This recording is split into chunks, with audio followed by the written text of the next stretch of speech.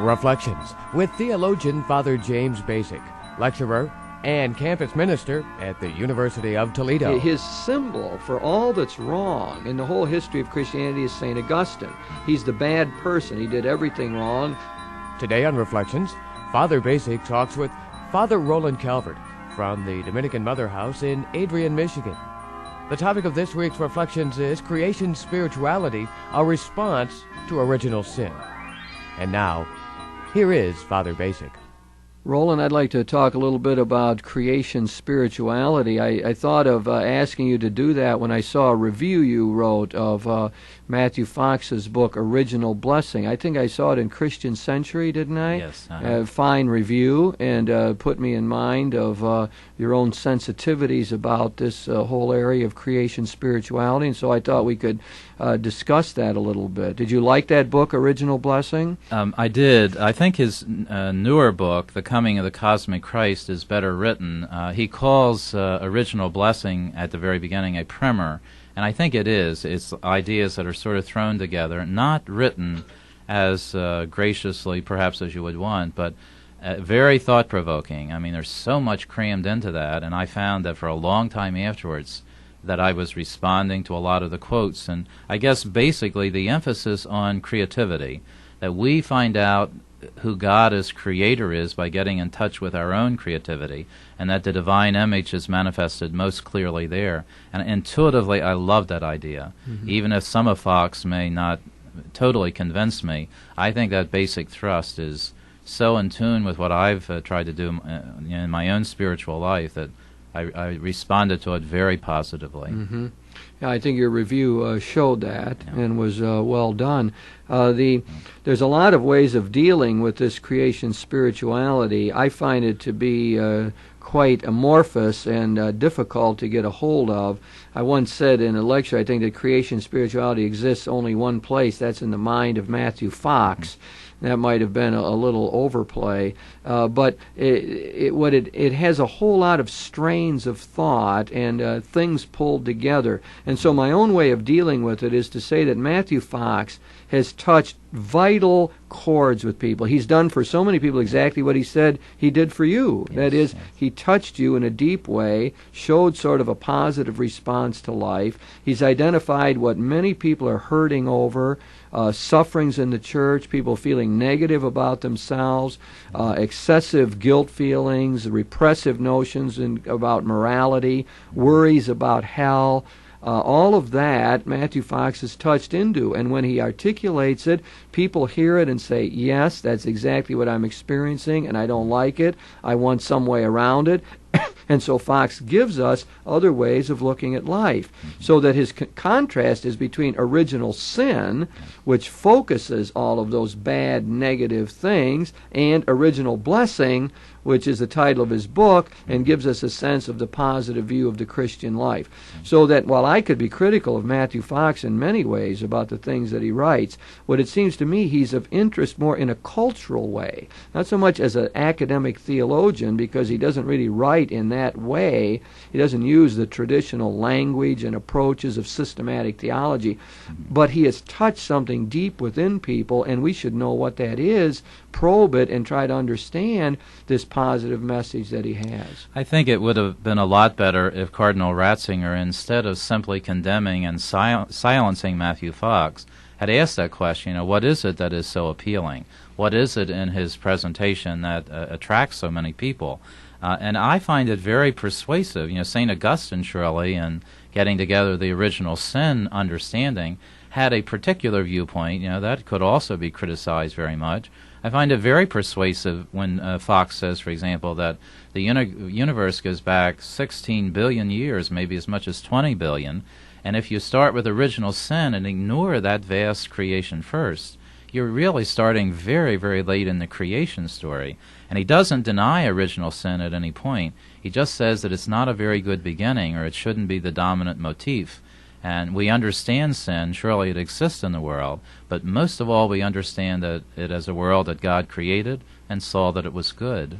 You're trying to get a sense of this vastness of history and so on. I noticed one author used this analogy. He said, suppose you took the history of the earth and put it into 10 volumes of history, and each volume contained 500 pages.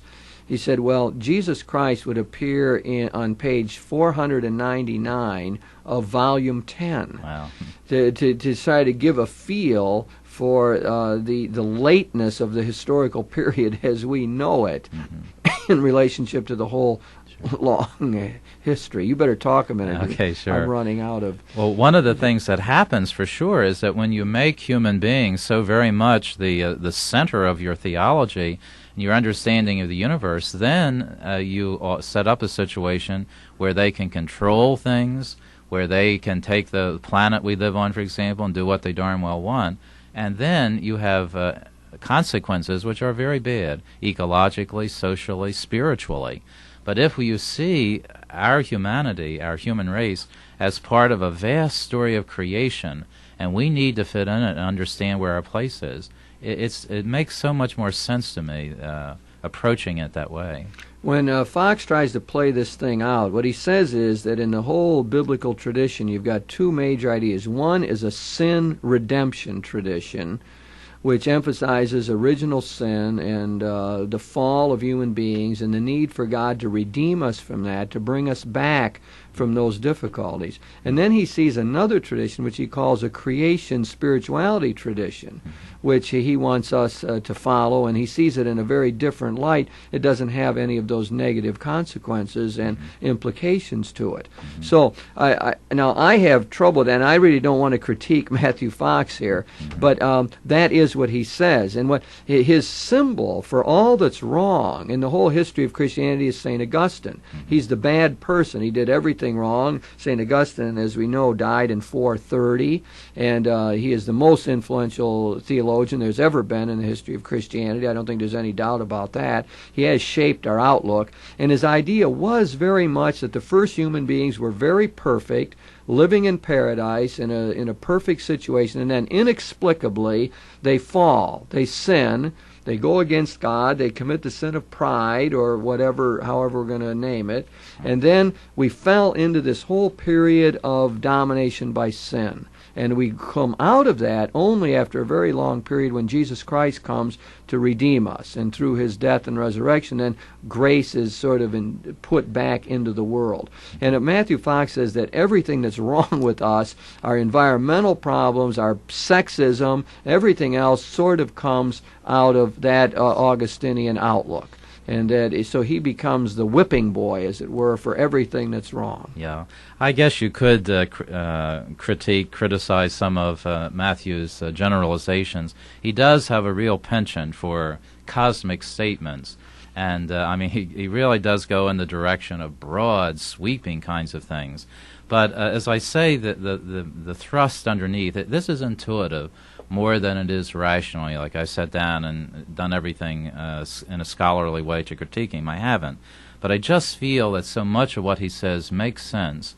And out of the Augustinian kind of approach, which I was brought up in the 40s and 50s, growing up as a Catholic boy, the fear of the body, the emphasis of how dangerous sex was, the fear of other people. Even in the seminary, I remember particular friendships as a major topic. You know, always the emphasis was on caution. Be careful of other people. Be careful of your body. Be careful of matter. And an attitude where basically you trust. And then the other things he brings out would be compassion and all the things that flow out of that. It just seems to me an attitude that makes a lot more sense. When Matthew Fox tries to find an alternate tradition to Augustine's thought, he goes to Meister Eckhart. Great mystic, was born in 1260 and became a Dominican. That's around the time of Thomas Aquinas. Aquinas died in 1274, just to locate Eckhart a little bit. And he went to the University of Paris and studied there, where Aquinas taught, and also became a teacher there.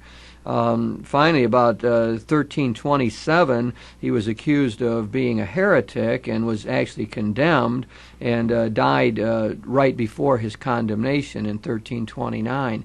So that's to locate him a little bit. What Fox does is reread Eckhart and see him as the epitome of creation spirituality. He sees him as a very positive proponent of God's love, calling for us to use our creative powers to respond to God. Meister Eckhart was a great mystic. He had a great sense of the unity of all things and how we work together with God. So Fox does a totally positive rereading of Meister Eckhart, puts him up on the other side of Augustine and says, now here's what we ought to follow. Here's where we will find a creation spirituality, a fourfold path to coming closer to God. And he tries to lay that out. Now, as a matter of fact, Eckhart was a very complex thinker, and it's hard to know what he thought about many things. He wrote both in Latin and in German. His Latin works are his more systematic works. He did commentaries on the Scripture, especially the Gospel of John being his major work. And in there, when you read that, I mean, you begin to see his thought is very complex. The idea that he was simply a creation spirituality person, I mean, doesn't really hold water. In fact, he has many ideas in there about the importance of detachment. In fact, in one sermon he says, what is the major thing I teach? And he gave 4 things, and the very first thing was detachment. The world will get in your way and take you away from God and so on. So that's a caution. But what Fox does, more importantly, is to draw out of Eckhart the positive notions that can do what you said. That is, give us a positive notion of what the Christian life is all about, to get away from all those cautionary approaches. I thought you said that very well. It was all a caution. Beware of sex, beware of bodliness, beware of everything you can think of just about in the popular idea. Now, it doesn't matter if Augustine said all those things or not. The fact is that you grew up in that atmosphere, and so did many other people. That's what counts. It doesn't matter who said it or where it comes from. Many people are feeling oppressed, put down, inferior, unworthy because of religious training, and Fox knows that, articulates it, and says, I got a better way. Yeah, he reaches out to people who do feel oppressed. I found that very often. I think one of the reasons that he is condemned at this time, ironically, like his great hero Meister Eckhart, there are many reasons for his silencing, without trial, by the way, and without any real investigation, or at least an extensive one of his works. But in 1983, one of the things that made Cardinal Ratzinger particularly angry was a major address that he gave at the Dignity Convention in Seattle. And that was also the same convention where Archbishop Hunthausen got into hot water because of saying positive things about homosexual persons. And one of Fox's points is that the patriarchal system, which has put down women, has also put down homosexuals and many other people whom he identifies as the Anawim. And he's trying to understand what is distinctive in their experience and to understand that, to reach out to it. Again, it seems to me a much more Christian way to approach it than to simply condemn, to judge, to dichotomize, to label, and so on. Roland, let's take a positive look at what Fox teaches now. And I think we could go to his book, Original Blessing. And in there he outlines a 4-fold path for progress in the spiritual life. And he does it in terms of befriending. His word is befriending. He wants us to befriend creation to start with. He wants us to befriend the darkness, the dark forces that assail us. He wants us to befriend really what he calls our own creativity, our own divine side. And finally, fourthly, to befriend the new creation, the work of justice in the world. Now let's look at that 4-fold path. I'm sure we won't be able to do it exhaustively, but let's see what he has to say. Now, first of all, he wants us to befriend creation, to befriend the natural world. For him, the created world comes out of God's Word, and it is sacramental. That is, it's a sign of the divine presence. It's a blessing from God that He's given us. It's a divinized kind of world. It has God's Spirit in it, and this God who made it has made this world to be trustworthy in one way or another. It holds together. So out of that positive notion of creation, Fox wants us to change our attitude away from fear and caution, as you put it, to appreciating the divine presence, towards celebrating the things of the world, of seeing pleasure as something good, to enjoy and savor the pleasures of the world, to live in earthiness and bodiness and sensuality and with passions very comfortably. That's the kind of picture you get.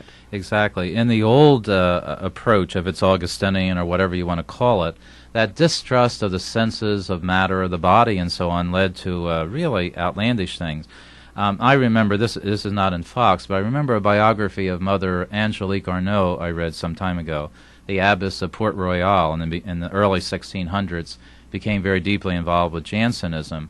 And in her monastery, as she became more Jansenistic, and that's simply an extreme form of the Augustinian kind of thing, she had removed from the monastery any flowers that were there, the garden outside, all the flowers were taken out, any color that was in the monastery was taken away, and she said she deliberately wanted that environment to be drab, to be ugly, to be repulsive, and to get the nuns living in that monastery to hate the world they were in, and then to get ready for the beauty of the next world. Creation theology would do exactly the opposite. It said eternity begins now, and God's creation is right here, and not to look at the flowers, and not to look at the beauty of the world, and not to listen to wonderful music, or look at great paintings. That is to miss the divine element already here. That is precisely what speaks to me so powerfully, because my spirituality has always come out of the arts. I think I've had more spiritual experiences at the Metropolitan Opera and in art museums than I've had in churches. That's a dangerous statement, but I think maybe that's a true statement, that the arts, which mirror God's creativity, are the most powerful way for me personally to come in contact with God. And that's the kind of thing Fox talks about so eloquently. Right, and which resonates with your soul, doesn't it? Very much. He talks that one way to get at this notion of befriending creation is our image of God and the way we understand God's relationship to the world. And Fox pushes what he calls panentheism. People often know the word pantheism. Pantheism is a notion that God is identified with the world, and the world is identified with God. There's really no distinction at all. But panentheism is another phrase that Fox used to say that God is in the world and the world is in God. And that gives a very organic sense of reality, that God is in everything. It's a very immanent notion of God, as opposed to a great emphasis on the transcendence of God. And not only that, but it talks about us being divinized, that we are in God and God is in us. So panentheism becomes one way of understanding the divine-human relationship, and that has consequences. It does exactly what you just said, is you'd find God in the flowers. Instead of getting rid of the flowers, you'd want to grow them and look at them and contemplate them in order to come closer to God, because you would find God's Spirit there. Mm-hmm. He uses another example of a book, I forget the exact title of it, I think Directorium Aestheticum or something like, very popular in the early part of this century. It mentioned Lawrence Justinian as an example, living in a monastery, never looked at the trees outside, and that was presented as an act of virtue. Or a nun who was very ill and was in bed for years, and who got permission from her spiritual director, a man, of course, who told her what she should be doing, to have, I guess, little socks or something knitted so that in bed her feet would not touch. And it would be an act of virtue, to be unaware of your body, not to be in contact with the body that was really there. And again, that is the old attitude, I think, that I certainly was given as I was growing up. And it is the attitude that Matthew Fox challenges very directly. In this whole outlook of befriending nature and seeing God as the gracious host who's made a home for us over 15 billion years, and we are therefore to be reverent guests in this home, there is the possibility of sin, but sin takes on another character. So he has a different listing of sins maybe than we would usually think. He talks about the sin of ecological damage, that is, failure to take care of the environment, a sin of fostering a dualistic mentality, of breaking things down into black and white, male and female, human and non-human, and so on. The sin would be to despise pleasure and passion, to get involved in consumerism, to fail to trust and to love oneself. These would be the real sins as Matthew Fox would see them. And what Christ would come then with his wisdom, and the cosmic Christ would be here to awaken us to a sense of beauty, to get us in touch with passion, to celebrate eros, as he said, and to overcome the dualism. So you get a whole different notion of what redemption and sin would be all about here. Yeah.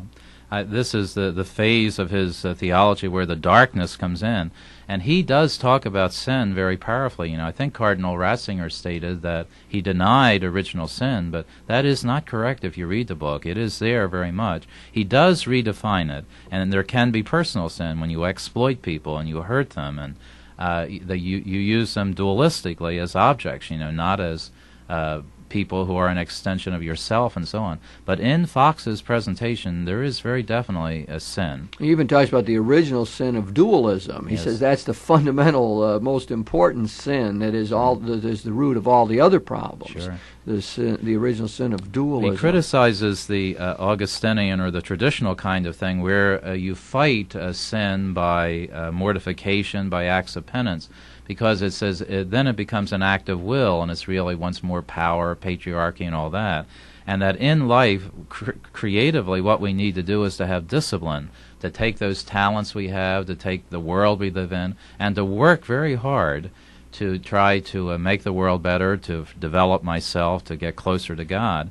But I don't do it just by an act of the will. I don't do it rationalistically. I do it with God's help coming to me, in my total being. So the phrase that he uses is we must befriend the darkness. Just as we befriend creation, we must befriend the dark forces, and not by killing them, but embracing them. So mortification would mean you'd kill them. As you well point out, he wants discipline, hard work, but that will enable us to bring the dark forces into a larger integrated whole. And he thinks that's what Jesus Christ did. He said he sees Christ as embracing human suffering, as taking on the pains of this world. But in doing so, he liberates us, and he frees us up. He gives new energy and life in order to live life more fully. And I think so that's a different slant that we get on these dark forces here. It's not that these things don't exist, that we don't have anxieties and so on, but Fox wants us to befriend them rather than kill them. Mm-hmm, yes. He also talks a great deal, and I think it connects with all that, of right brain, left brain, and how limited we've been. Matthew Fox was up in Adrian, Michigan last October, I think it was. I heard him speak to about 250 people, and he was basically talking about his book, The Cosmic Christ, which was going to be published in a month or two. And he began the lecture as usual, talking, the kind of stuff you expect. And suddenly, it was a beautiful fall day, he said to the 250 people, let's go outside and chant a Navajo chant. And I remember going out, rationalistic trained as I am, very annoyed, and saying, what are we doing this for? I came here to hear a lecture. But he was appealing to the other side of the brain, the playful and the intuitive part. And we did our little circle dance, 250 people. We chanted this Indian chant about being in contact with the universe and so on. And there was a transformation, I have to admit. Something was touched very deep inside me, and it would not have been sitting and listening to a lecture. So it's holistic, reaching all of us. A different methodology he has of teaching. That's sometimes hard for the systematic theologians to really understand. Yeah. Still, even in befriending the darkness, there are sins. Part of the sin could be to cling to control, to try to control everything. Another sin would be to project our fears and repressions onto other people. He thinks that that's what happens in a lot of the put-downs of people who are different, the way gays are treated, for example, or people of different racial backgrounds. So he thinks that Christ has come, in other words, to overcome the fears. Jesus Christ he sees as a courageous figure who, despite the threat of death, that he goes to his fate. He does what he's supposed to, follows the will of the Father. So he overcomes fear for us, and he leads us to try to do the same thing. Talks a great deal about Native Americans too, and the white race's treatment, how sinful that is, and how much we need to beg forgiveness for what has happened. And also at his Creation Spirituality Institute in Oakland, one of the staff members is Starhawk, a witch. Is it Wicca? Is it pronounced? The Earth religion, yes. W-I-C-C-A. Yeah. And she Wicca, is, I think they usually Wicca, say. yeah. She's trying to get in touch to those ancient matriarchal kinds of things, Mother Earth and all that. That was one of the big things that Ratzinger went after. Interesting, another witch hunt, a great irony, which the Inquisition had done in burning many witches, and not asking the question, is there something in that religion which really is wise that we need to hear? Not just condemning, but listening. I think that's one of Fox's great themes, to listen to those who are different, to listen to the Anawim, to hear what their experience is, and to grow richer ourselves. All part of befriending the darkness as Yes. he sees it, Yes. that which is different, which we don't understand.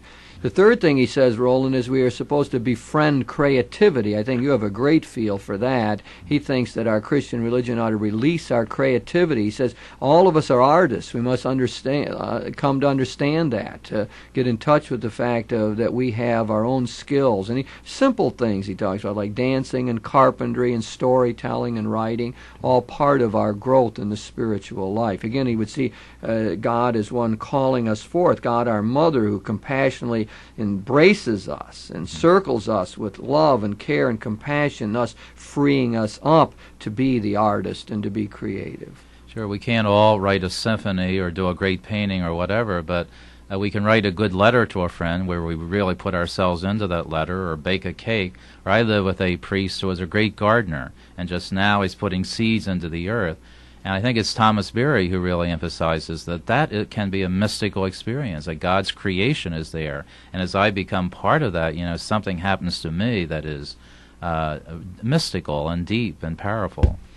Roland, the last thing he talks about is befriending the new creation, which he associates a lot with the work of justice. So that Matthew Fox is not one just to let us fall back into patting ourselves on the back in a prayer group, but he really does want us to go out and try to transform the world. I don't think it's his strength, but at least let's give him credit. He does bring it out and says we have to befriend the new creation also. He critiques very much the New Age kind of thing. He says very often that it has consciousness, but it does not have conscience. And that if you do not have mysticism that is combined with the pursuit of social justice, then you have something that is superficial. I find him quite powerful on that, the need for striving for justice in the world. I think so, too. I think his weakness would be on how to accomplish that, but certainly there is that notion. So we've been talking about Matthew Fox, original creation as opposed to original sin. Augustine's the bad guy. Meister Eckhart from the 13th century is the good guy, and he represents a whole other approach to spirituality in which we are to befriend nature and befriend our creative powers to overcome the dark forces so that we can work for justice. It is really a powerful message that seems to touch many people. Matthew Fox and creation spirituality.